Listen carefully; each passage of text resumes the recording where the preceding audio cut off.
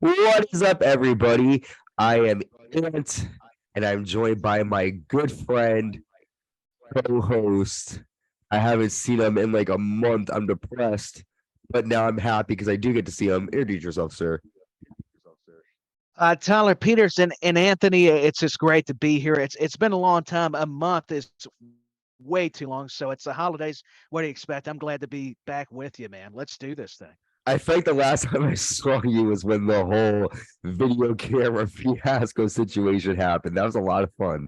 That was very. Yeah, that was rough. That was a SmackDown review you and Christian allowed me to be part of, and I screwed it up. So yeah, that was a wild night for sure.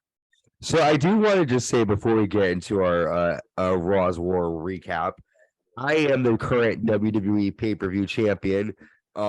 And I know I've showed off the belt before, but because this is the Attitude Years, I do just want to represent and show off the title. I hope you can see it. So this is the title that the current champion, Stone Cold Steve Austin wears. It's the Winged Eagle title. I won't show it to you close up because if I do, it's gonna disappear. But you can see like here, I'll put the mic down. It's the actual title. It's a replica. I love it. I think it's appropriate, and you are the champion. I can respect that, but I'm coming for that title, not that exact belt, but for the pay-per-views. Any predictions? Even if I'm not able to be on the show, in spirit, I'm going to be dominating in Listen, my mind. this is this is my belt. I kiss it all the time. You know, it's nobody's able to come. I love it. It does look good over your shoulder. I must admit, I'll compliment you. I'm going to be sportsmanship because we are friends, but I know we get competitive when it comes to these pay-per-view predictions, and Christian's involved now, and you got to watch out for him. A cool guy, but I can see him trying to have a different sort of finish where he turns on one of us. I can see it. He has a lot to say. He's got a lot to say and a lot to prove. But I'm the pay-per-view champion. Everyone's got a lot to say about the champion until they actually are champion. And then I'm just positioning this so that everybody can kind of see the title a bit because the champion, my arms are feeling a little, tired after holding this belt for so many months at this point. I think I've been champion since You're November. having to carry everybody. That's what you're saying. You're just say it. You're carrying everybody. I can't believe it. And it's The funny ego of because this guy, but he deserves it though. thank you, sir. I mean, people are bringing up MJF and shit. Fuck MJF. I'm the only champion that matters. I know who MJF is, but I'm the champ. This is my title. Happy to hold on to it. So you are checking out the Attitude Years episode 36 WWF Raw is War from July 6th, 1998, live in State College, Pennsylvania. Shout out to Christian, who was in Pennsylvania. Um, and the Undertaker comes out to the ring to start off the night, and the Undertaker says, "Stone Cold Steve Austin, I want a WWF title shot, and I want it right now." And he wants this title. Yeah, he wants your belt. The Listen, Undertaker's coming for you, Ant. Yeah. I can't, can I just say something? I need to. This is not sweat, people.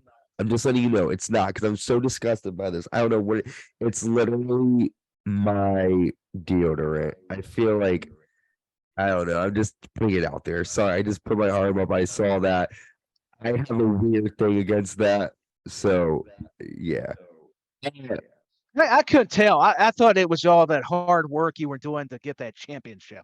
That's what I was picturing. I mean, it's all the years of the work ethic, the routine, the battle. Finally, get in the ring with one of the champions, and you took the gold away. I And now here did. you are. I told my nephew that I beat Roman Reigns, and he goes, "Uncle Emmett," he goes, "Where's the footage?" I said, "That's gonna come out in January." So I've been find a way to produce that. So that'll be very fun. I told him I made him tap out. Oh, So it's going to be awesome. I can't wait for that. I don't care what stars Meltzer's going to give it. I'll give it 100. well, boom, fist bump. Appreciate you. There you go. Yeah, So I'm just virtually. There you go. I'm looking at the history, respecting it. Undertaker's a former champion. I respect it. Okay. So Michael Cole is backstage looking for Stone Cold Steve Austin. Stone Cold Steve Austin walks out and gets to the ring. Vince McMahon then comes out and says, "What's wrong with this picture?" "I'll tell you, the inmates are attempting to run the asylum." And then he says, Undertaker, who who's named a number one contender? Stone Cold Steve Austin. Who the hell do you think you are? You defend the title against an opponent of my choice. And at fully loaded, you can be in the same ring, and I don't care if you two tear each other apart, he says. We can do this the easy way and let you fight, or we can do it the hard way. Undertaker, you two will team up in a tag team match. And Undertaker and Stone Cold, you two will face off against Mankind and Kane. I will name the number one contender later on in the ring tonight. How do you feel about? Wait, he says. Wait, what? Here's how I feel about you being WWF champion. Let me salute you. And then Stone Cold Steve Austin. I'm sorry, Vince McMahon flips off Stone Cold. So a lot happening here. Let me unpack. Pause. I kind of like went on and on. So pretty much, Vince kind of screwed us all because we're thinking we're going to get Austin versus Taker at Fully Loaded. He's like, you two will fight, but as a tag team against Mankind and Kane. What do you think about that? And then who do you think Vince is going to name as the number one contender later on? And then what do you think about him flipping off Vince Stone Cold? That's not good. I think Vince McMahon, I'm going to have to respectfully disagree. I thought it was ingenious. Screw what the fans want. I mean, let's make Stone Cold and Undertaker team up to take on Kane and Mankind. I thought it was brilliant. I'm really kissing up to Mr. McMahon. I think he still may be involved somehow. I'm going to do the conspiracy theories. No, I don't know. But no, this was interesting, seriously, because, this is typical Vince McMahon, the evil genius, the evil boss, and storyline as well. I mean, why not? He's making it tough for Stone Cold. And Steve Austin's been making his life a living hell, so why not? McMahon's got to flip him off, get him back. I mean, that's what it's about. So that's all I got to say. I think it's just brilliant. I think it's fantastic. Somebody's calling me. It must be McMahon. I don't know. I don't know. It's driving me crazy. I'm getting notifications. I mean, what's going on now? It's just like you feel like Michael Cole at this point, right? Like you're like, oh my god, what do I do? He's coming back. Yeah. I'm having PTA. Anytime Michael Cole gets a text, true. Wait a minute. Yeah. Completely. I like the headset. Like, what am I supposed to say? I'm going to get fined if I say that. Wait a minute. Yeah, he's giving him nightmares. 100%. But yeah, I mean, listen, I guess I'm excited to see Mankind and Kane tag up for the first time. Paul Bearer does represent both of them, so I get it. But listen, our first match is a match that I don't really want to talk about. It's the Brawl for All. Brock is taking on Savio Vega. I think Brock's got the win here, right? I don't even know. I think he did too, and I felt bad for. No, Vega won. My bad. Wow. I messed up too. I totally botched it. I did. I botched it myself. Yeah, it happens. I mean, we're human. We can't all be, like Ant here, the host. But I'll tell you what, I can't stand this concept. I detest it incredibly. I even wrote that down. Brock has had the look, but I sympathize with Savio Vega. I mean, he's a veteran. He had quite the career in Puerto Rico prior to coming in. Yeah, let me put my fist up. We're brawling here. I mean, I just think it's ridiculous what they did to Savio Vega. I mean, what a treasure, and they had to put him against Brockus. Thanks a lot. I can't stand it. I'm with you. I despise this whole idea of brawl for. Thank you, Vince Russo, bro. Thanks. Yeah, I agree. It's a waste of time. It's not wrestling, even though you're making it sports entertainment. Give us something we can get interested in. The fans were already, viewing it negatively. I mean, they were booing, probably saying some other things I can't repeat. I mean, well, we're going to talk about things that you can't repeat because Ken Shamrock does that later on in this match. We have Double J. He does. Oh, he sure does, man. Double J Jeff Jarrett with Tennessee Lee taking on the world's most dangerous man, Ken Shamrock. And here are just some quick notes from it. Tennessee Lee distracts Ken Shamrock, allowing Jarrett to nail Shamrock with the clothesline and sends Shamrock into the ring steps. Jarrett nails a suplex. However, Shamrock is able to nail a drop kick and a back suplex. However, King Mabel comes in and attacks Ken Shamrock and nails a big splash, and then we're by disqualification is Ken Shamrock. Afterwards, Ken Shamrock snaps and screams in the ring. And then we come back from the break, and Ken Shamrock's backstage.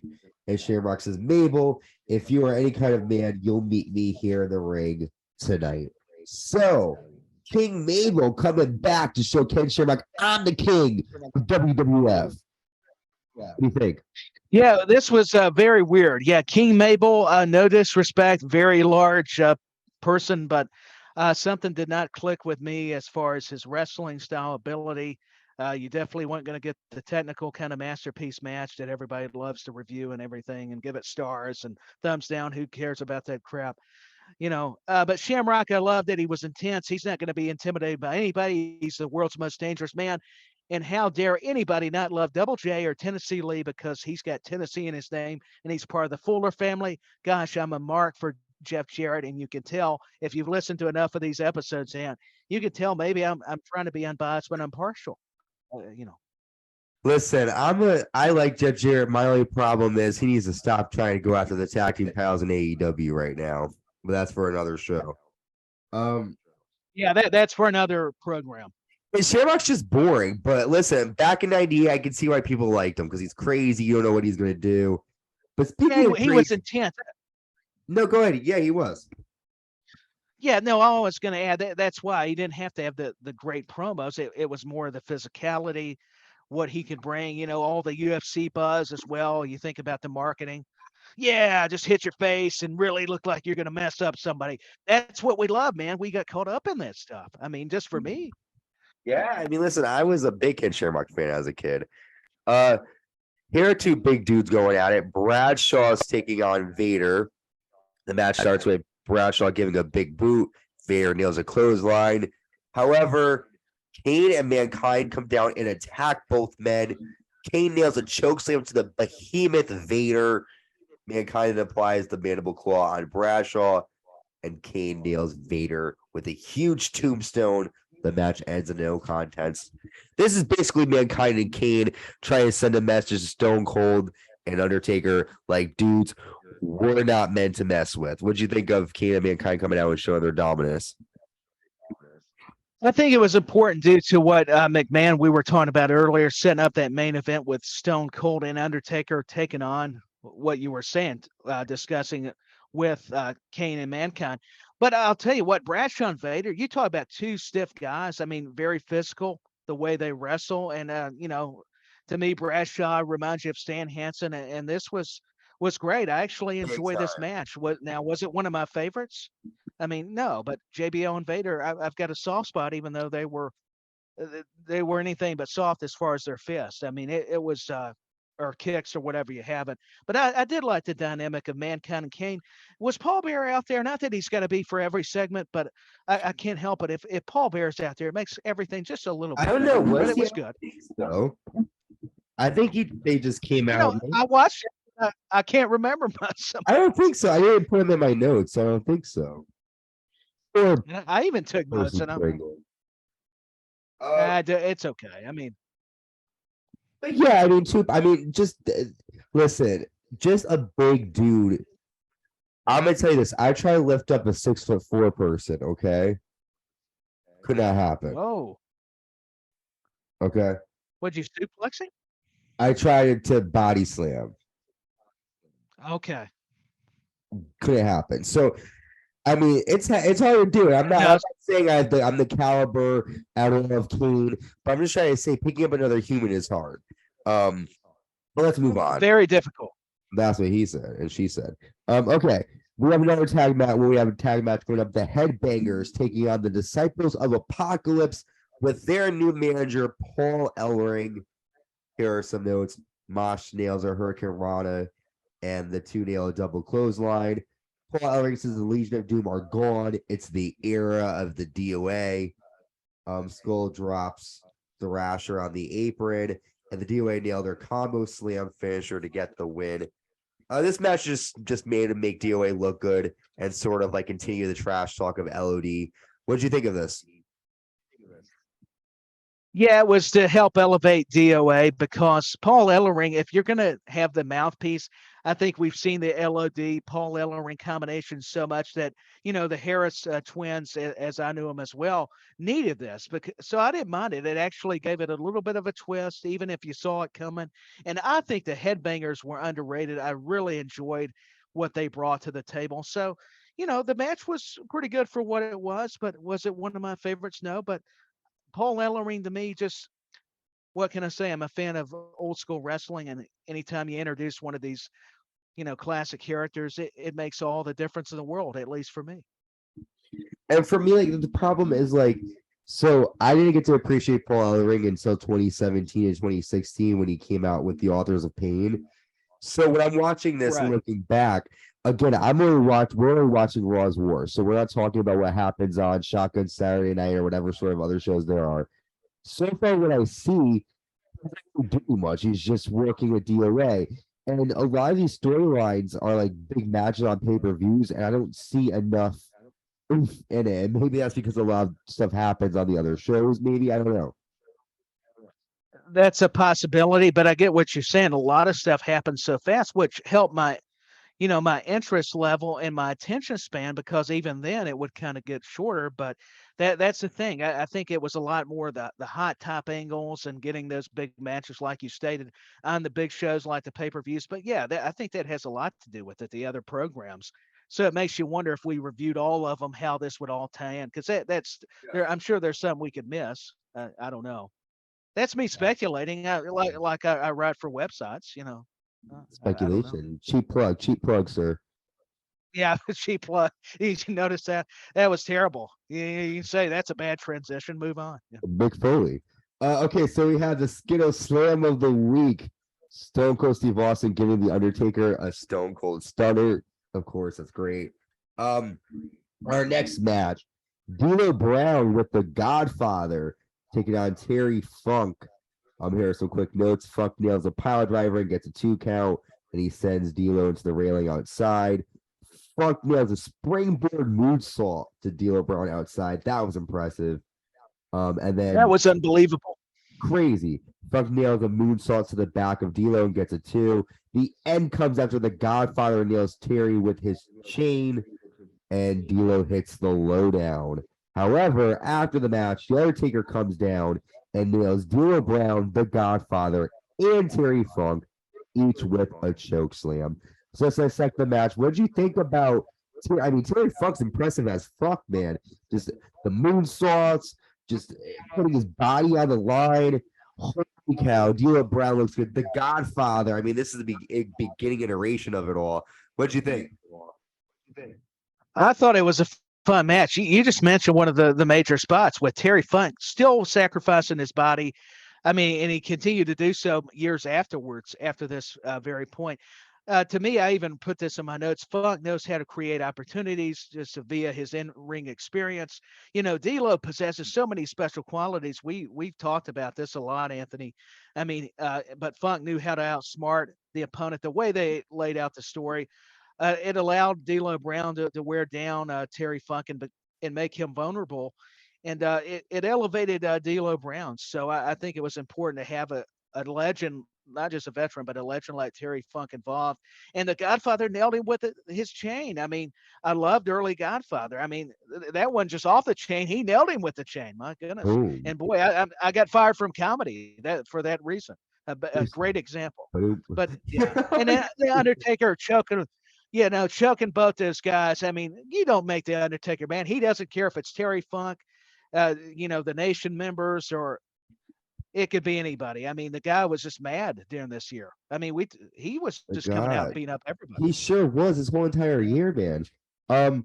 Let's go over this segment and then we'll go to our first break of the night. Vince McMahon comes out to the ring and Vince says, "This is the moment you all have been waiting for.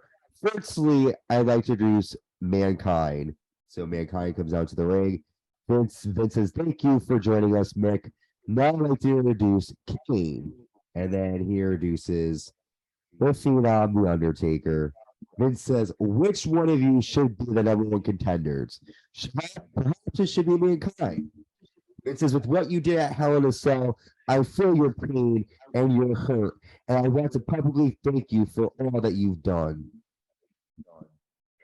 I think everybody should stand up. Remember that line? Stand up for Vince McMahon. Everybody rise to your feet, not Straight just up for raise, him. Yeah, but it 100%. come on, Right. show I your mean, come support. on. Oh, Show that support. Last week, absolutely. I said you were a role model and the champion for the new millennium. How could I know you were the stupidest person in the crowd? Giving Stone Cold Steve Austin a title shot was so dumb. Any man who has set themselves up on fire for a title could get a title shot. And you evil excuse for a human, why should you be named number one contender?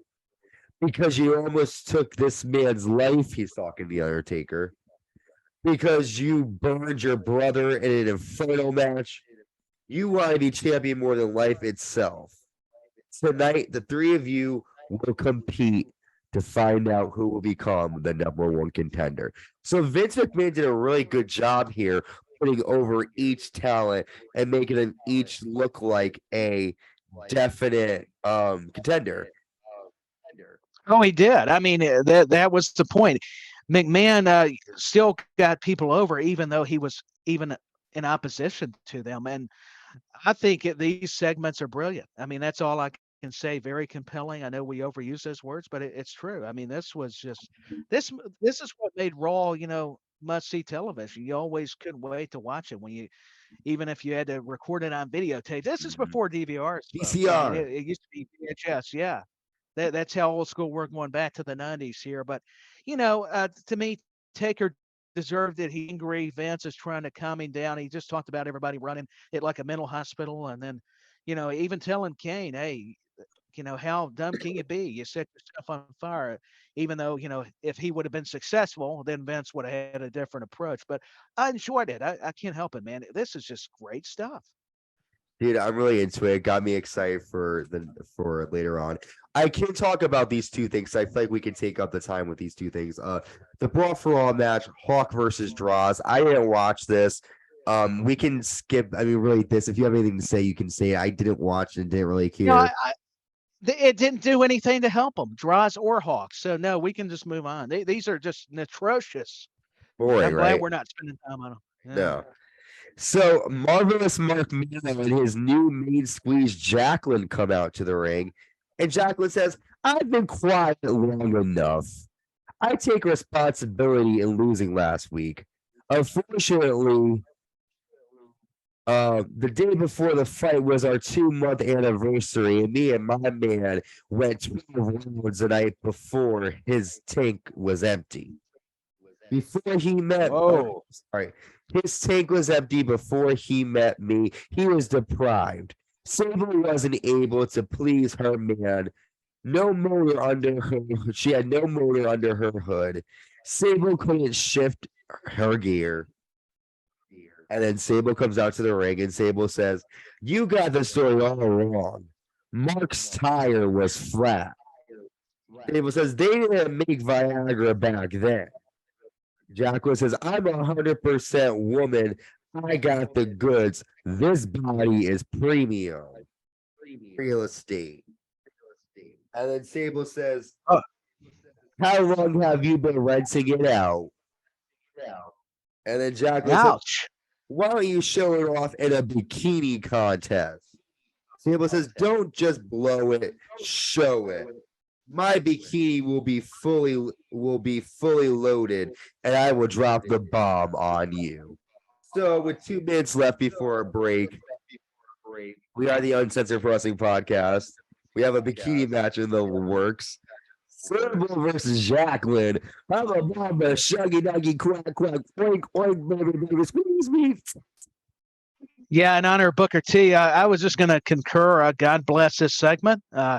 If it takes Mark Mero and whoever else to get involved, I'm going to be honest. I'm not going to say I wasn't going to watch this match. I mean, Sable and then Jacqueline, both are easy on the eyes. I'm in. So that's all I'm going to say.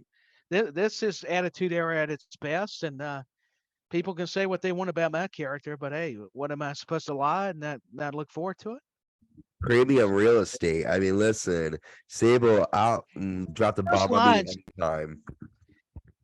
you Um, recall those so good. they were awesome, man, because that I was laughing just trying not to lose it though, because when you were rereading those lines from those promos, those were brilliant, man. The way I they was were trying to be mixing. so I was trying to be so convincing. I don't know if I did a good job.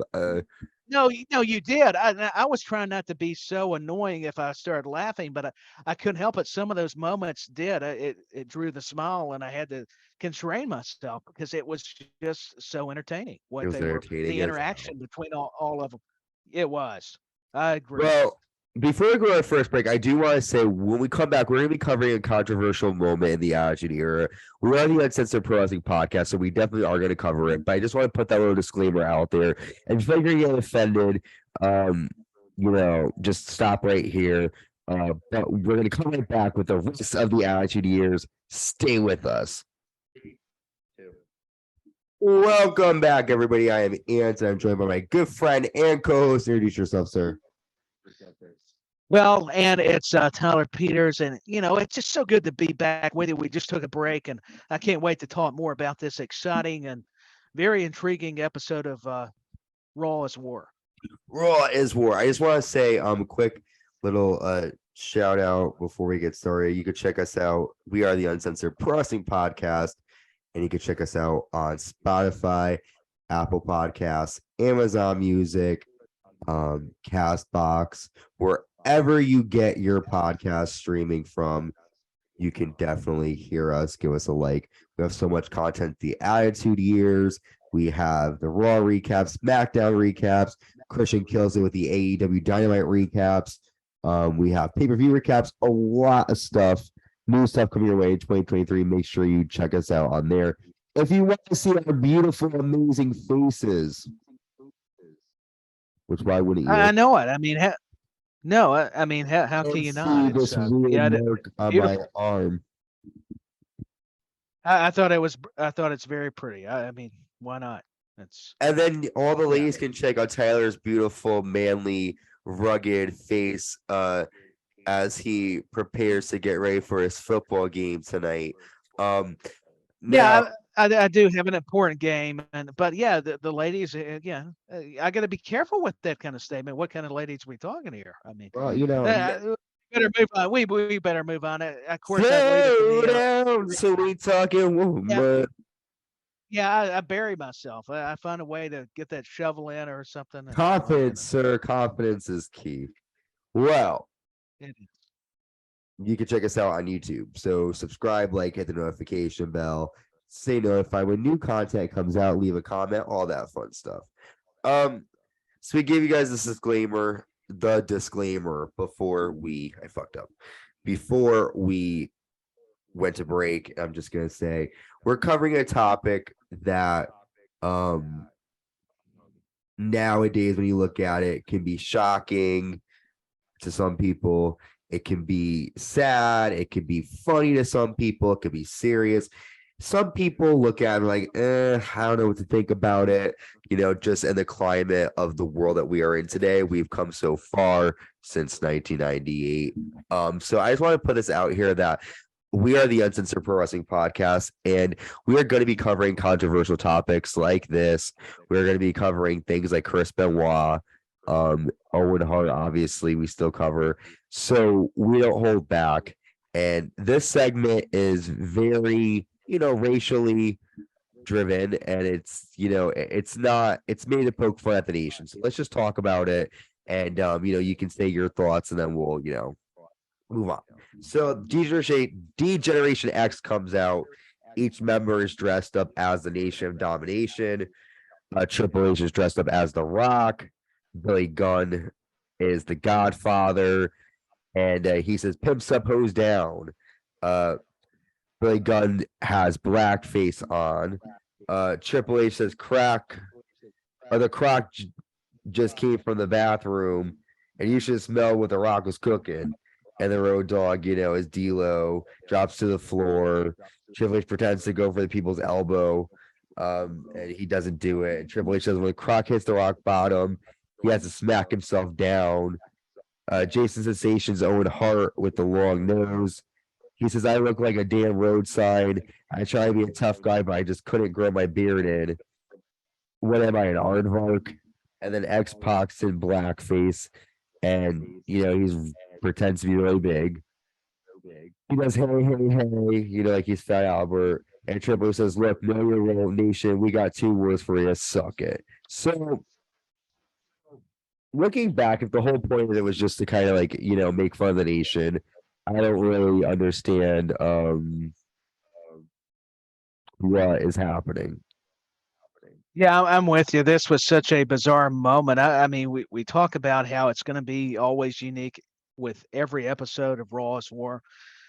This definitely would not fly today, but I try to look at things not so harshly that this was who they were feuding against. Yeah. But this have blackface was really pushing the limits with race and everything, and that just goes to show you how the late '90s were so much different, Yeah. was so much more different.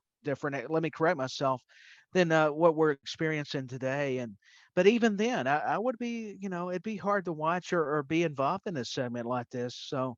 But I'm not going to be too harsh on DX because it was a creative, and this is how it was. I mean, they would Yeah. make fun of the Ooh, I opponents. almost I mean, what were your impressions? I was just always interested, man, because it's almost hard to break down and dissect. It's not your ordinary everyday segment. I just think the reason why it's a little is that it wasn't necessary. Like It's a little too far. if the nation mocked them, then he could like it just like for them to say suck it, like that was the whole point of the promo. I agree. Like, listen, sometimes you have to be a little, but yeah, the next one, the JVC Kaboom of the week, and that's the Undertaker choke slamming Mankind through the cell at King of the Ring. Did you have a JVC He's Kaboom? mad. Yeah, he's angry. That's all I was going to say because we're seeing where he got Austin and another replay. What was it? Skittles. Now the JVC Kaboom box. I mean, the guy's getting sponsors. Say what you want to. Undertaker is driving sponsorship. Sure. Did you get a um a Kaboom box, like a JVC Kaboom box when you were younger? Did you have one? I did not have the Kaboom box. That's the Okay. disappointing thing. As much as they were an advertiser, I did not get to experience it. Shame on me. What a shame. Well, here's another shame. We have Val Venus taking on Dustin Runnels. And here are just some notes. Val applies a leg lock and Val nails a Russian leg sweep. Kai and Tai come out and they attack Val. Val gets the win by DQ. After the match, Kai and Tai attack Val Venus as Yamaguchi-san and his wife come down. Yamaguchi-san says, Val Venus, you're just half a man that Yamaguchi-san is. No more hello, ladies. And then Yamaguchi-san slaps Val Venus, and Yamaguchi-san's wife looks upset at ringside.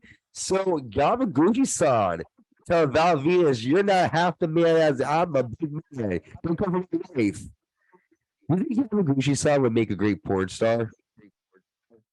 He probably would. Probably he's dreaming. I'm sure. But now Val Venus, that's a different story. I mean, women are hypnotized by his moves. They're very sensual. So I could see why the wife, it didn't make it right, but she was looking. The hello ladies, and Rhodes wasn't feeling the gyrations. I mean, probably as Goldust he was, but not here with this new gimmick. And apparently, and I thought the match was pretty solid. Both these guys, the work rate's good when you're talking Rhodes and Val Venus. But Kai, they're continuing the saga of attacking poor Val Venus, and Yamaguchi's wife.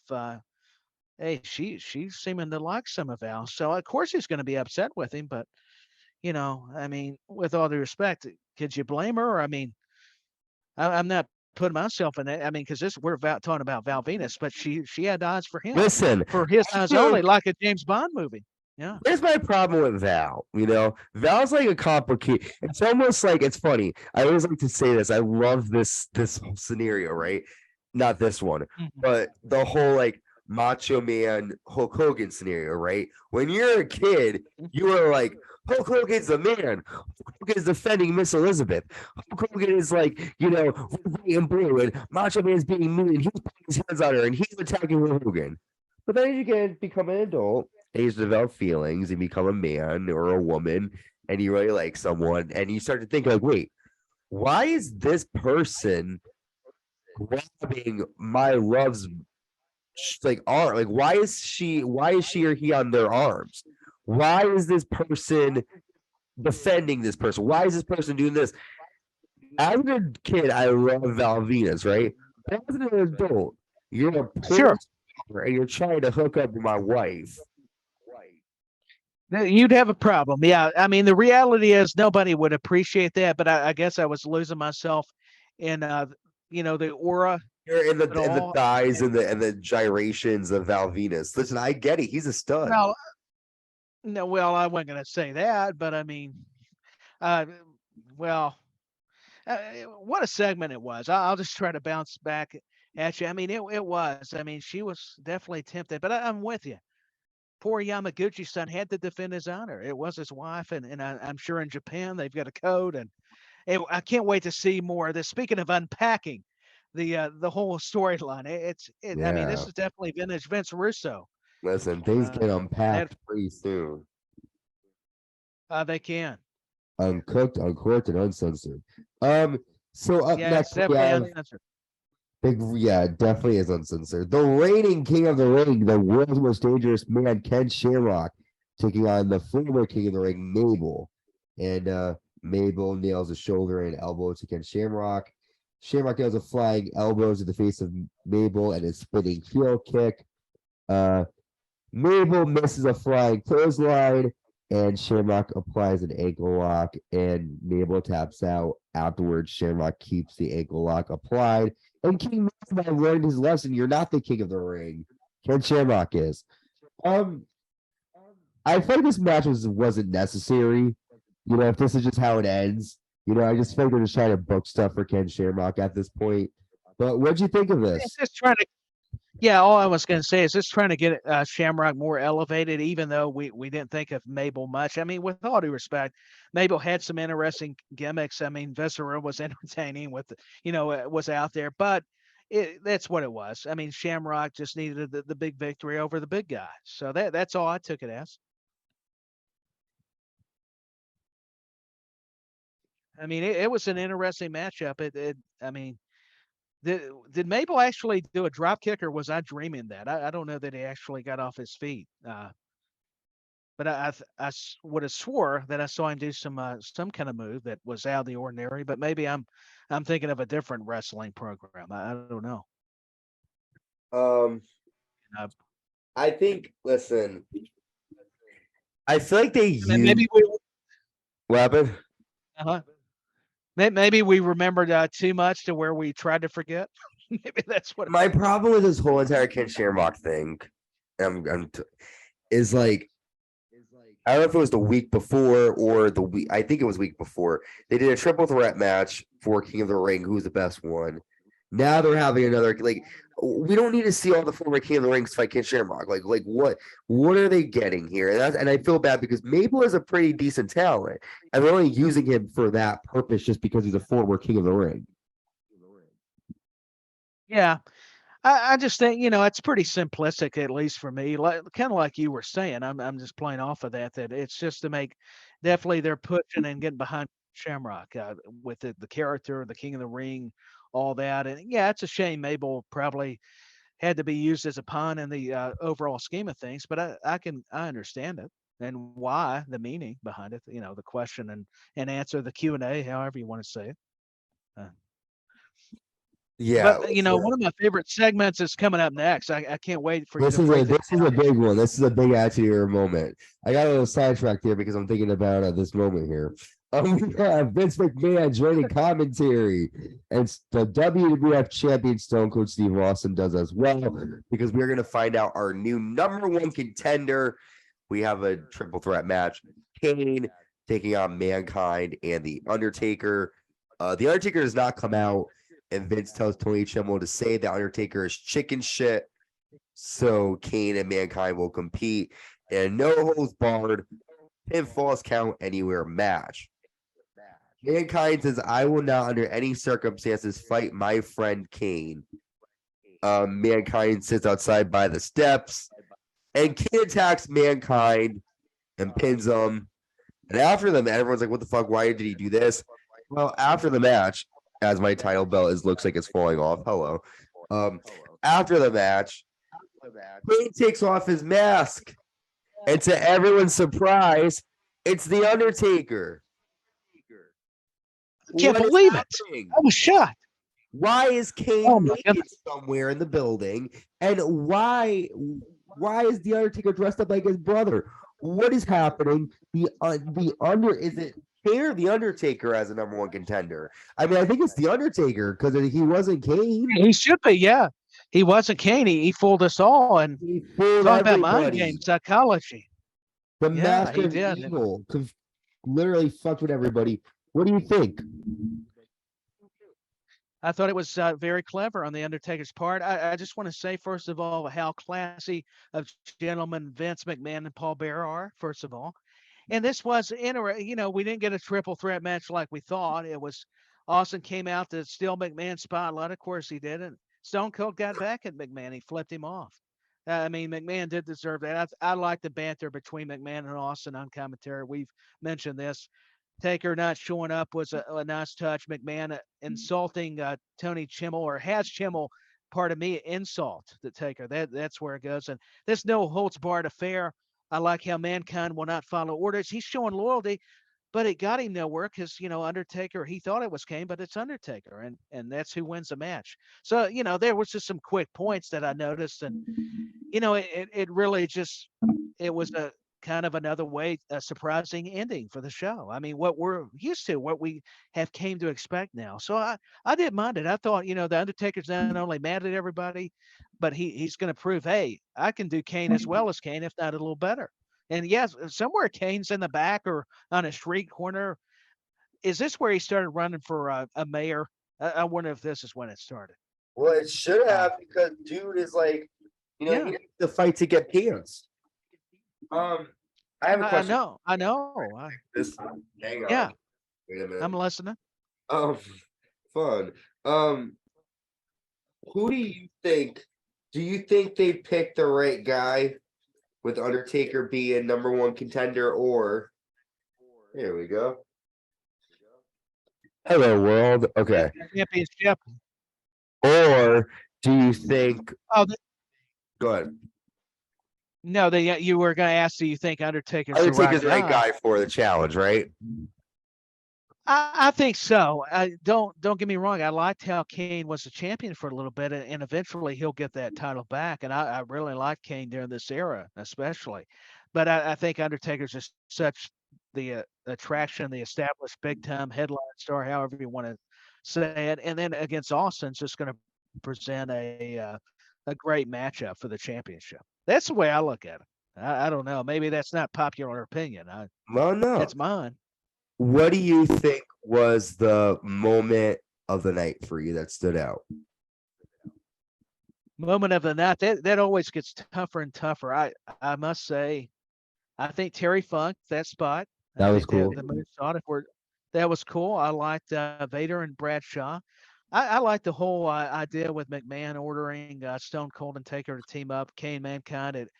It really fooled us all. And then at the end, like what we're just touching on, I liked how Undertaker really came out and surprised us all. I'll just go back to that word and ask Kane. So that was some of the memorable highlights. Well, and Sable and Jacqueline. Oh, I can't forget that. That's got to be up there. We got to spotlight that. I mean, well, I was just going to say that was my moment of the night. Sable and Jacqueline. I mean, hubba bubba, well, that should have been my moment of the night, but I was trying to be fair and try to be unbiased. So where the fuck has Jim Cornette been? Well, Jim Cornette will be back. There's only one Jim Cornette, and I have to respect that. Nobody should lead to try to make money, trying to be a bad wannabe, and that's what I was starting to become. So no, I'm saying I'm asking like I'm talking about the real Jim Cornette, like in the storylines of W. Like, is he like? I got you. I thought you were meaning this podcast. Oh no, where Cornette? No, I don't know where Cornette's been. It's a shame. I mean, I love Tennessee Lee, but where's the racket? Where's Jim Cornette? Because last time he got injured by Severn. Severn ended up turning on him. That's right. He got injured. He got injured by that bastard. That's what happened. Give me a fist bump. I appreciate you for keeping up the storylines, my friend. Boom. There we go. Well, I tried. I got lucky there. You sure did. So let's go over like the next couple of weeks we got coming up. So we got episode 37 of Raw is War from July 13th, 1998, live in East Rutherford, New Jersey. Things are gonna hit the fan when Shawn Michaels shows up. That's a little idea to get you tuned in for that. Bum bum bum. Yeah, Shawn Michaels is back. Yes. Oh my We then goodness. have episode 38, WWF Raw is War, July 20th, 1998. The week before, well, the Monday night right before the pay-per-view that we're going to cover, which is WWF Fully Loaded in Your House, live in Fresno, California. So we got 2 Raw's Wars and a pay-per-view coming your way soon. Shit's gonna hit the fan, man. Where I see us starting to get more and more into the crazy sort of intense uncensored We side are. of the Attitude Era. I'm excited for it. I know you are. Do you have any last words for our listeners, my friend? I'm just excited. It's definitely going to get crazy. I'll just say that word again, like you just mentioned. It's definitely a thrilling time. And Anthony, I can't wait to talk about Fully Loaded and more of these Raws and eventually SummerSlam 1998. SummerSlam 98, a big one, Madison Square Garden. I gotta tell you, when I was in the arena, I'm so mad that I didn't get to really sit and take it all in and experience it and enjoy it. I'm gonna go back there. I'm single now. I'm on the prowl. So if anybody wants to go with me, listen, hit your boy up. Send me a comment. I'm down for anything. So There you go. Yeah. do you have anything to plug cheaply before we go? Well, yeah, Cheaply is my middle name. No, I'm teasing. Yeah, a lot to plug. Rewind Wrestling Radio Podcast, Standing Strong with Waylon Myers, of course, the Uncensored Wrestling Podcast, Back When with Danny and myself, Tyler Peters, and In the Corner with Benny Mack. I mean, all these shows and Wrestle Buddy, Geek Buddy, CCW. I mean, I've got a daggum list like Jericho. This is crazy, man. And you've got all your programs. So The list of Jericho. I do want to say to you, sir, the list of Tyler Peters. The list of Peters. there you There go. you listen, Okay. before we go, we have our special New Year's Eve episode dropping tomorrow at 6 p.m. We're going to be covering the top moments of WWE, hopefully AEW and other stuff. We're just going to be covering matches, moments, all that good stuff. 2022 is coming to a close. We are covering 2023 next year. I'm so excited. Tyler, this is the last show of 2022. We met I this know. I'm happy to have met you. We have been killing it so far. And listen, 2023 is going to get more on fire. We're going to end up going through the end of 98. We're going to hit 1999. Dude, it's gonna be epic. Yeah. but yes, I know. I'm good. I'm excited. No, you go ahead, man. I'm just echoing those sentiments. I'm happy, we connected, man. It's been a lot of fun. As I interrupt you every time. Well, what's funny is like you're Leave getting it to me, dark. man. You're becoming grayer and grayer. When I first met you, it was black. Now it's like you're embracing the gray, and I appreciate it. What? Oh, the gray? Yeah, I'm You said yeah, what? I am, man. I appreciate it. It's good. It's good. It's Yeah. good. We're listen. The Hey, salt and pepper. It's attractive. You got daddy vibes right now. It's attractive. oh my gosh. Look at Yeah, him. wow. All right. This is the Well, I Uncensored Pro appreciate Wrestling Podcast. And with that, we are going to say goodbye. Have a good night. And we will see you next time with Raw's War, July 13th, 1998. Be safe. Have a great rest of 2022. And we'll see you at our New Year's Eve episode. See you in 2023. Bye.